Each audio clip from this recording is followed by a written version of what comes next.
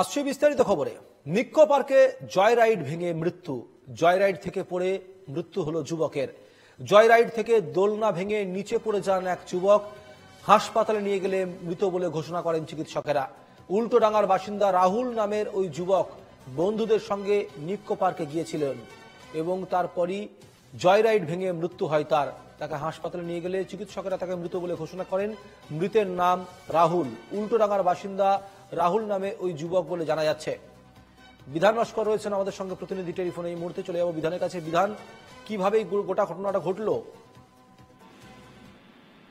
দেখো, একেবারে আজ সকাল 11টা নাগাদ বন্ধুদের সঙ্গে বিনোদন পার্কে নিকো পার্কে ঘুরতে এসেছিলেন রাহুল নামে এই উল্টোডাঙ্গার বছর 18 এই যুবক। এবং তারপরেই যেটা খবর পাওয়া যাচ্ছে এই মুহূর্তে যে নিকো পার্কের যে রাইড, সেই রাইড ভেঙে প্রথমে জলে পড়ে যায়, তারপরেই কিন্তু আহত হয় এবং আহত অবস্থায় তাকে যখন উদ্ধার করা হয় একেবারে তাকে স্থানীয় হাসপাতালে নিয়ে গেলে সেখানে চিকিৎসকরা মৃত বলে ঘোষণা করে।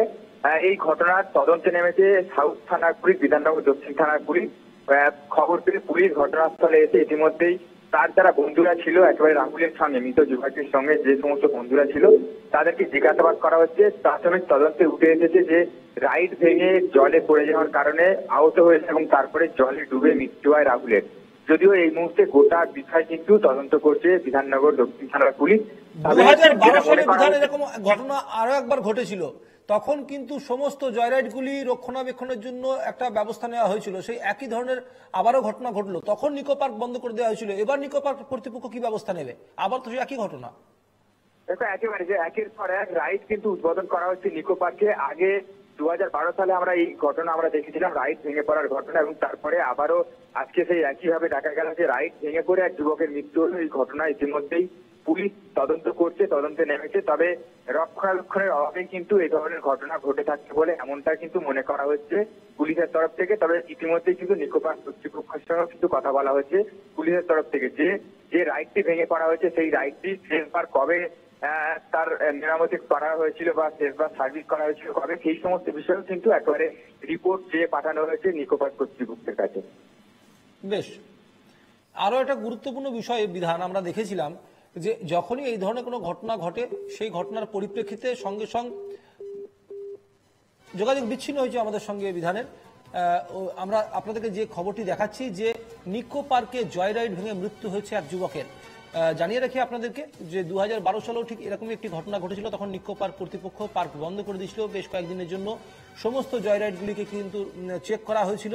সেই একই ধরনের ঘটনা কিন্তু আবারও ঘটছে এবং আমরা দেখতে পাচ্ছি যে ইতিমধ্যেই উল্টোডাঙ্গার বাসিন্দা রাহুল নামের ওই যুবক, তাকে হাসপাতালে যখন নিয়ে যাওয়া হয় চিকিৎসকরা তাকে মৃত বলে ঘোষণা করে। এবং আমাদের প্রতিনিধি যেমনটা জানালেন যে জয় রাইড ভেঙে প্রথমে সে জলের মধ্যে পড়ে যায় এবং তারপরই তাকে উদ্ধার করা হয়, কিন্তু ততক্ষণে হাসপাতালে নিয়ে যাওয়ার পর তার মৃত্যু হয়েছে বলে জানা যাচ্ছে।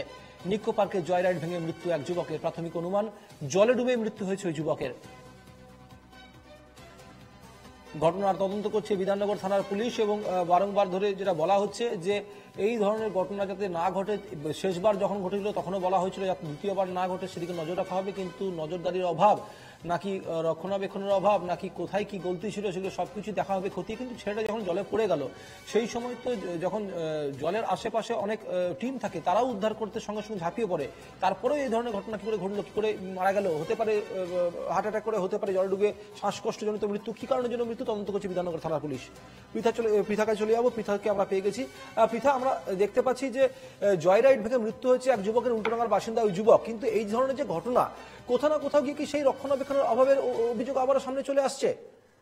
একেবারেই তাই। বারে বারে নিকো পার্ক এই যে জয় রাইড সেটা কিন্তু দুর্ঘটনা প্রকাশ্যে আসছে এবং মানিকতলা এলাকার যে মুরারি পুকুর, সেই মুরারি পুকুরের বাসিন্দা এই রাহুল দাস, 18 বছর বয়স, এবং যেটা প্রাথমিকভাবে জানা যাচ্ছে 7-8 জন বন্ধুরা মিলে তারা আজকে নিকো পার্কে ঘুরতে গিয়েছিলেন।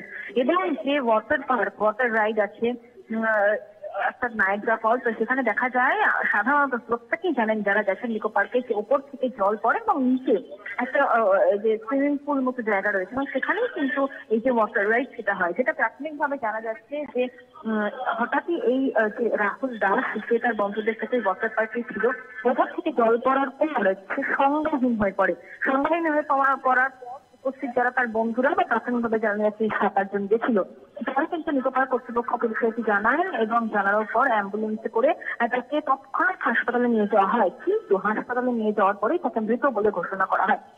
বিধাননগর থানা ইতিমধ্যে দক্ষিণ বিধাননগর থানা পুরো বিষয়টি কিন্তু বিধাননগর থানা পুরো বিষয়টি তদন্ত করে দেখছে কিভাবে মৃত্যু। তবে আপাতত যেটা জানা যাচ্ছে, বোঝা যাচ্ছে বা প্রাথমিকভাবে যেটা বোঝা যাচ্ছে যে অসুস্থতার কারণে এই মৃত্যু হতে পারে। তবে ঠিক কি কারণে মৃত্যু হয়েছে সেটা কিন্তু তদন্ত করে দেখার পরেই জানা যাবে। ইতিমধ্যে যে বন্ধুরা তার সাথে ছিল তাদেরকে যেরকম জিজ্ঞাসাবাদ করা হচ্ছে, পাশাপাশি নিকোপার কর্তৃপক্ষ তাদেরকে জিজ্ঞাসাবাদ করা হচ্ছে। সিসিটিভি ফুটেজ, সেই সিসিটিভি রয়েছে কিনা, সিসিটিভি আওতাধীন কিনা সেটা জানার চেষ্টা করা হচ্ছে এবং সেখানে কোনো সমস্যা ছিল কিনা সেটাও, অর্থাৎ এই রাইড চলাকালীন কোনো কারোর চোখ এড়িয়ে কিছু হয়েছিল কিনা, অর্থাৎ পুরো বিষয়টা কি ঘটনা ঘটেছিল সেটাই কিন্তু জানার চেষ্টা করছেন তদন্তকারী আধিকারিকরা।